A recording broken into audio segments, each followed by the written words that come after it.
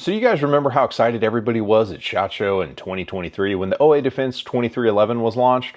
Well, it's 2025 and SIG has released a gun that is very similar in theory and on paper, but meaningfully different with the P211 GTO, which I'm now going to call the GOAT because syllables are hard. Anyway, if you're here to leave a comment, cool, because you're going to want to hang out and hear about the negatives on this pistol, because there are a couple. But in this video, I'm going to compare it to the Bul Armory Tac Pro 5-inch and the Staccato XC. I'm going to play with ammo weights and see what works the comp best, and I'll show you how to take it apart and mess with it because I've read the manual so you don't have to. The removable comp is a big selling point on this gun and you're gonna want to know about it. So real quick guys, this is a new gun and there is a literal flood of content hitting your feed right now about this gun. I've already done a video where I had 14 random people at my gun club shoot this gun and react to it. So if you want to see what normal people have to say about it, the video's here. This video is going to dive a lot deeper into it. At this point, I've had it out 4 times, 2 indoor practice sessions, 1 outdoor filming session, and I shot a match with it last night, and I'm here to tell you about it. So if you're not familiar with me, I am a competitive shooter who does YouTube videos. So when a gun is released that kind of caters to the competitive shooting crowd, I really geek out about it. And this gun is kind of that. So that's why I was so excited when the gun was announced. And in full disclosure, SIG did send this gun in for video. Now, I'm not going to pull any punches. Be sure and check out the negatives. There are some quirks about this gun you're going to want to know about. That all said, I do really like the gun and think it's honestly a good value despite the very high price tag, but let's find out more about it. So hitting on the general stuff of the gun, it's a 9mm that SIG has an ask price of about $2,400 or so for the optics ready version of the gun. There will be one later, as you see it here, with the SIG-LOK Romeo X enclosed, and it's a pretty brilliant dot. In the box, there's going to be 3 magazines, one 23 rounder and 2 21 rounders. The 23 rounder does fit the US PSA magazine gauge, and the gun is single action only with a Series 80 trigger, meaning that the gun can sustain a muzzle drop and not go off, which most 2011 guns can't really brag about. The gun features in its initial offering a 3D printed compensator, which actually works pretty well with 2 little blast ports on the side that catch extra gas that a single port at the top couldn't. And we'll chat more about that when we get into the comparison to the Staccato XC and the Bul Armory gun. The compensator isn't threaded onto the barrel. The barrel has lugs on it at the end, and the comp kind of goes on upside down, then rotates 180 degrees in place and is held in place with a detent pin, a spring, and a set screw, and there's more on that later. Since it's in the 2011 style of pistol, there is a steel subframe, which is what you see there, then an aluminum grip that bolts on it there and there. And on top of that aluminum grip frame, there are these G10 grips that actually bolt in with a lower screw as well. And of course, a magwell at the bottom of the grip. And the magwell honestly is very brilliant. The Series 80 trigger on the gun is actually quite good. I would say it's slightly better than the Staccato HD series triggers, which is also a kind of modified Series 80 trigger. But I think this trigger is just a little bit cleaner. The pull weight is in the neighborhood of what you would expect to see for a factory 2011 style gun. That all said, the Series 80 didn't really slow me down. I was able to hammer spicy splits with the gun and do 2011 stuff with it. Now, it's difficult to communicate to you guys how good a trigger is, so there's kind of like 2 trigger scales. There's one with like all the guns in the world considered, and if you consider that, it's one of the top tier triggers in the world. If you discard all of the guns that aren't 2011s or 1911 style triggers, I would say it's upper mid tier with how the trigger comes across. While the gun identifies as a 5-inch gun, it's actually, the barrel length is stated as being 4.4 inches, which means the barrel ends basically at the slide, and the last ½ inch or so is this compensator. So what that means is that the gun is going to handle like a 5-inch gun. It has 5-inch gun weight. However, the moving bit of the gun is actually more like a commander. So it shoots more like a commander, but it is a 5-inch gun as far as swinging it, drawing it, all that stuff is concerned. Now, depending on where you are on your shooting journey, there's kind of 2 schools of what you like. Some people like slow, predictable recoil push. Some people like kind of a quick pop that returns quickly. This is going to pop and return very quickly. It's a little more violent, but it is very gentle. If you shoot this with 147 grain bullets, it's probably the best of both worlds, where it just kind of eases into battery and it doesn't put much energy on your wrists. The gun as it is from the box will ship with an 8-pound recoil spring installed, and there is an additional 10-pound recoil spring that you can swap out for if you want to use hotter loads or just have more predictable slide cycling. The fit and finish on the gun is about like if you've ever handled like a Kimber 2K11. It's like a factory 2011 style gun that is, you know, very well fit, but it's not like super duper tight. It's not going to impress your Atlas buddies, but it is very good as far as the fitment is concerned, especially relative to the rest of the market. I do need to talk about the gun's accuracy, because I'm a fancy man with a fancy pistol rest. I tried it at the indoor gun range using Sig Sauer V crowns and was able to do this, but my buddy Danny, who is much better at precision shooting than I am, took it to my outdoor gun club and was able to do this at 50 yards. That's Danny. That's what Danny did from a rest at 50 yards using good ammo. That's Sig Sauer V Crown 124 defensive ammo with the P211 at 50 yards. I'd be happy with that at 25, and you just did that at 50. Yeah, baby. The safeties on the gun are fit very well. They have a very positive click, which means they've got good profiling. Detente interacts with them very nicely. Now, I didn't have any malfunctions with the gun on all the shooting that I did with it. However, I did notice that 2 shooters who did shoot it, when they got their thumbs on the slide, were able to slow it down to the point that it choked the gun. So you're going to have to stay off the slide, and 1 shooter did have a limp wrist malfunction with the gun. Similar to the Staccato C and CS lines, the Kimber 2K11, it features an external extractor, which if you're familiar with 2011s, that's the one part you have to keep an eye on and keep tuned so the gun runs reliably. This takes all that guesswork out of it. It's automatically done by a spring behind the extractor, so you get reliable extraction all the time. So if you go to the website, it says the gun's weight is about 37.5 ounces, which is basically the same as a Staccato XC, which the gun is obviously trying to compete with. However, if you put it on a scale, it's going to come in at a much higher number, about 5 ounces heavier. So the gun is a heavier weight gun. And as a result of that, it's going to create problems for people who want to compete in kind of weight restricted shooting sports. So for those of you familiar with compensators, there's always a trade-off with how much energy you can redirect from going out the muzzle and going up, which takes energy off the slide cycling. So if you take too much off, the slide won't cycle with enough energy to throw out shells and strip the new rounds into the chamber. So it's a fine line to balance. So I tried it with a bunch of different ammo to see what the operating window for the gun could be. Gonna test the operating window on the P211. So I've got a bunch of different ammo. We're gonna start with the 147 grain Hornady Subsonics. See if it runs. Not a problem. Got the PCC 130 grain Federal Syntex. That's fantastic how that shoots, although I wouldn't shoot coated ammo through a comped gun. All that coating will gum up your comp, and it's a pain to clean. And if it's gonna choke, it's gonna choke on this. This is Hornady Critical Defense Light 95 grain. It's about 1,100 foot per second through most guns. If it can shoot that, it can shoot pretty much anything. We're gonna test some hotter loads and see how it does. These are the spicy boys. These are the Sig V Crown 124 grains. I like the way the spicy ammo moves the gun better. It just feels better. These are my buddy Danny's 115s at about 1350 foot per second. So very, very spicy stuff. Dude, that's snappy. That's lovely. That one didn't lock back. Interesting.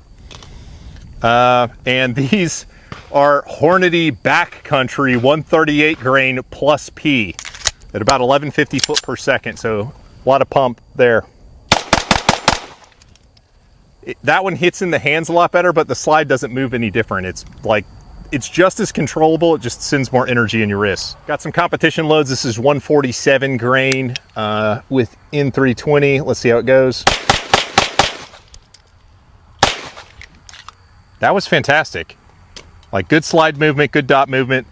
124s with N320. That's even better. Now, though the first ones were the 95 grains. That's why I liked it so much. These are the 147s.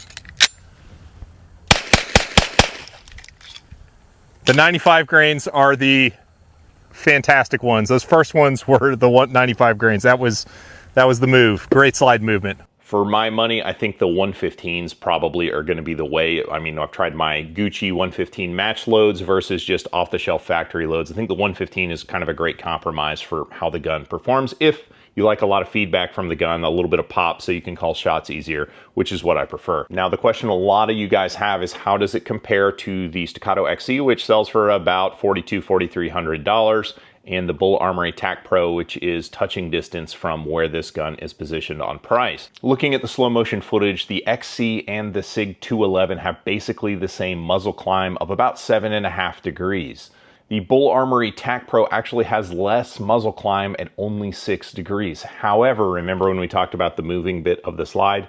The Bul Armory 5-inch gun has a 5-inch government slide going back into battery, so it has a little bit more dip when the slide closes, which creates kind of turbulence, whereas the XC and the P211 are a little bit more stable. And when you're tuning out sort of the flatness of the gun, the muzzle climb doesn't matter as much as the kind of oscillating as the gun goes back into battery. That's what's going to keep your shots coming back closer to the same point of aim. So the P211 and the XC are a little bit better at returning the gun, and I would say that I actually prefer the balance of this grip module in the gun. This is a little bit heavier than the way I have my XC set up, and most of the weight is kind of at the back of the gun, and that's my preferred place for the gun to sort of balance. It just makes it so you don't have to use a lot of force to kind of return the gun back to zero when you're trying to shoot fast. It shoots very much like an open gun, so I kind of prefer the character of how the P211 shoots to the XC. Put another way, I don't see a big jump up other than kind of like the watch bro geek out over the quality of my automatic watch that costs tens of thousands of dollars.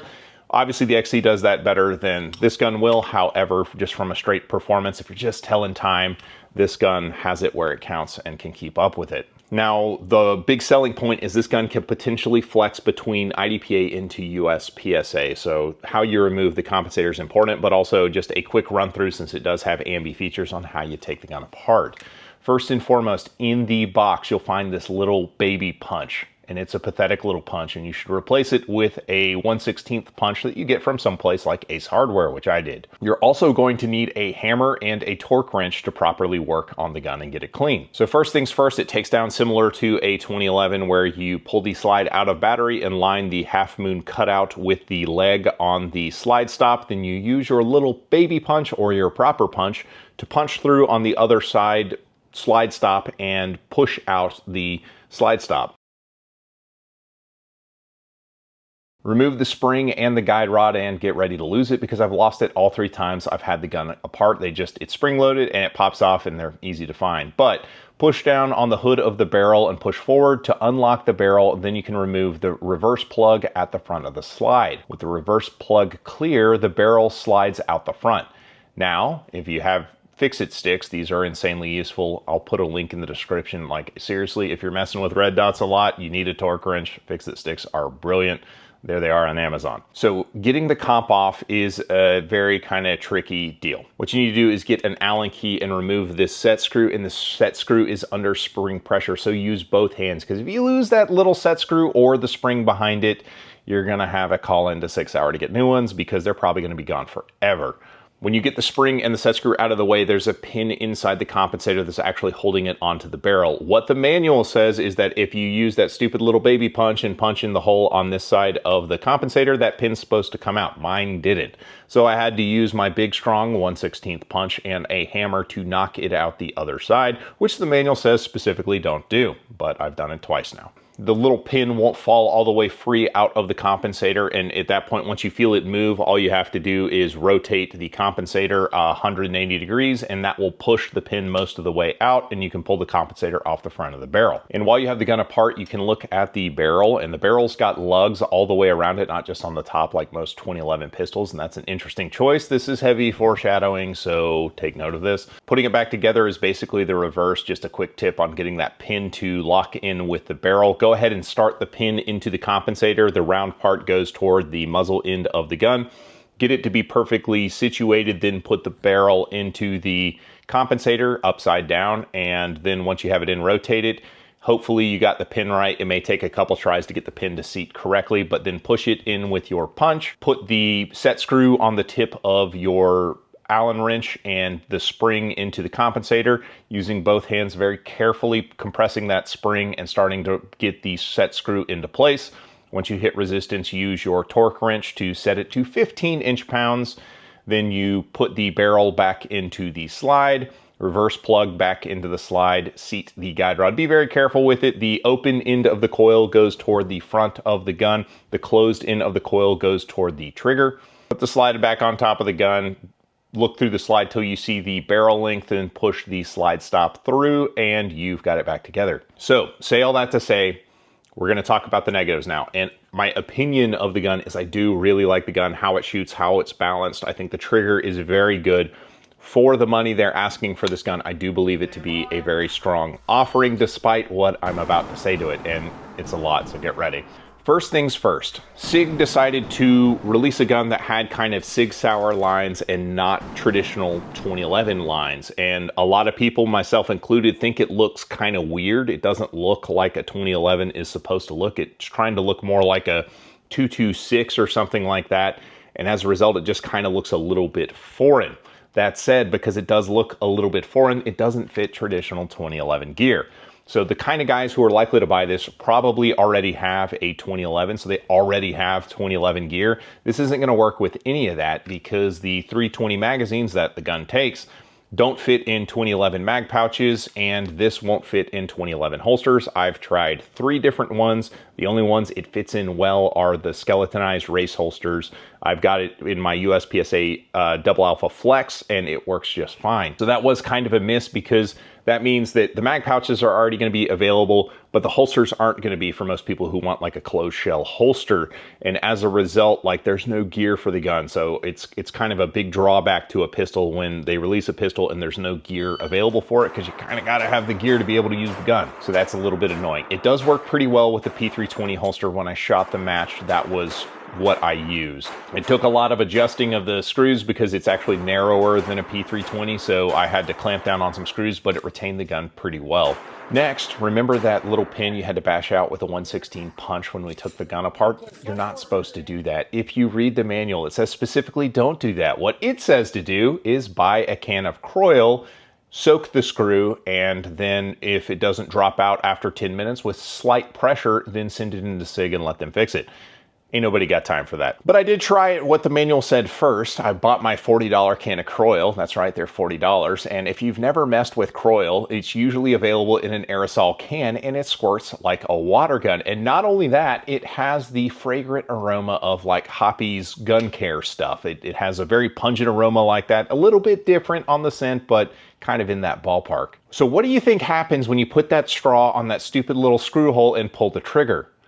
Yeah, I basically anointed myself with oil at my wife's kitchen table trying to get this pin to come out. So do not take the gun apart at your wife's table. Don't do it in the evening when you're tired and the lights are dim. Say all that to say, there's a lot of compensators on the market that are retained in more obvious ways that are still 50 state compliant with how they kind of latch onto the barrel. This comp design I feel like is overly complicated for what it's doing. I feel like there's another way that they could have made the comp attach that doesn't involve a pin, a spring, and a set screw. And building on that, the manual, if you read it again, says that you're supposed to check tension on this set screw every 1,000 rounds. Now, if you're a high burn shooter, you know that about 1,000 rounds is usually when people kind of tap out and clean their gun. So it's not that big a deal to, check it and make sure that the spring is at appropriate tension, but just kind of having the axe hanging over your head that potentially the screw could pop off and the pin could try and walk free is kind of terrifying, because if this were to come out on the range, there's no way you're finding it. So I like the idea of the removable compensator and, swapping it out for a sight block. However, I just feel like they could have figured out a simpler way to do it. And the next one's kind of weird. I don't have this on any other gun, but I've noticed it on this gun. When the gun is very dry, when we took it out to the range for outdoor filming, it was really hot, the sun was hot, we shot it a lot, all the oil came off the slide. After that range session, if we move the slide slowly, and you can kind of see that hitch when I move the slide, I was able to get the slide to stick up just out of battery. And I realized what's happening because when it sticks and when you hit the slide back into battery, you can feel the guide rod seat go back up onto the barrel. You remember those barrel lugs I showed you on the bottom side of the barrel? What I suspect is happening is those barrel lugs are contacting the recoil spring and or guide rod, pushing the guide rod down out of contact with the barrel and causing it to hang up. Now, as you can see, a gentle tap got it back into battery. It's not a problem. And I had no problems at all with the gun running. And the next one is just who is the gun for? All the competition bros saw a gun that could bridge the gap between IDPA and USPSA and flex into both games. However, the gun as it comes from the box doesn't really work in either of the games. It's too heavy for IDPA, but not only that, the magazines it comes with are 340mm magazines, which are illegal to use in IDPA. So you would have to get the P320 X5 magazines, the ones with the aluminum base plate, because those will work in the gun, but they go just below flush of the mag well. Standard P320 mag. Doesn't work. The old 320 mags with the kind of like plastic base plates and ears will not fit with this magwell, so they don't work. Then on the other side of the fence in USPSA, it's got 140mm magazines shipped with the gun. Cool, except for the fact that it has a compensator out of the box, which makes it an open gun, and it is as good a gun as it is not competitive against open gun pistol shooting 9 major. So it's just kind of like in this weird middle space where I think that like normal gun people will really enjoy it, but the competitors are gonna be like, what did you do to me, bro? Now, that's a lot of criticism, and that's because I want the guns to be as good as they are, and this is a lot of money to be spending on a gun. So I just want, full transparency when somebody is considering, looking at one of these, what they're kind of getting into. My personal opinion on the gun, I think it's absolutely brilliant. I think for the money, it hangs with something like an XC. I do think the magwell is one of the best magwells on a 2011 period. It's like a black hole. If you're doing shooting sports, it just swallows up magazines all day. If you miss a reload, it's completely on you. The relief under the trigger guard is excellent. It seats the gun in the hand pretty well, and the recoil impulse is very fast and very gentle. It's a friggin' sewing machine. It's absolutely fantastic. I don't love the fact that you have to keep eyes on this set screw every 1,000 rounds or so, but at the same time, there's that. I was able to confirm that this is an AXG P320 mag catch on the gun, so if you wanted to swap the mag catch, there are options available. So I do think that this has the bones of an absolute winner of a pistol. It's a great, great gun. But now you know about it. If you want to see what 14 random people thought about the pistol, you can check that out here.